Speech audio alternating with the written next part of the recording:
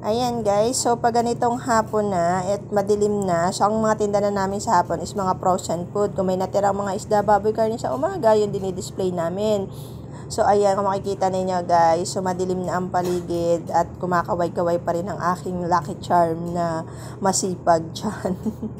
Ayan guys, kung makikita nyo. Ayan, kunti na lang din ang gulay natin kasi gabi na. Pero hopefully, maubos pa rin yan.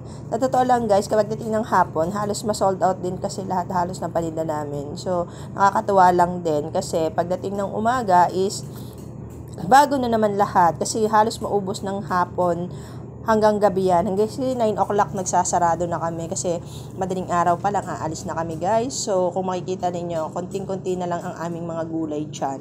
So may natitira pa man na mga konti, isalalagay lang namin sa chiller. Yan yung saging ko, yun na lang. So yung fruits namin, yan na lang natira. So konting-konti na lang din ang natitira. Tapos kinabukasan, dinadagdagan lang namin para maganda ang display guys. Ayan, kung makikita natin yung talong, kunting-kunti na lang talaga. So, yung repolyo natin at saka mga yun, medyo matumal yun ngayon. Yeah, ayan.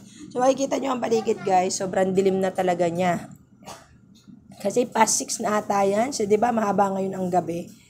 So, yung grocery natin guys, konti din na lang din, oh. So, alos konti na lang din talaga natitira guys natin ng mga paninda pag sapit ng gabi. So, yung itlog natin, ayan. So, kinabukasan, magre-refill lang tayo dyan ng mga egg. Para na sa ganun is marami tayong display pag sa umaga na. So, yan ang aming tindahan, guys. Kung makikita ninyo is napakasimple lang. Hindi masyado marami ang paninda, pero ubos yan. Kasi hindi nga ako nag-i-stock ng mga paninda. May pailan-ilan lang ako mga display dyan para yung kompleto ba yung mga paninda natin kahit hindi masyadong istockan yan. Kasi nga, kinabukasan, bago na ulit ang mga paninda natin. Yun yung sekreto natin kung bakit maraming bumibili. Dahil everyday, bago at fresh ang ating mga paninda.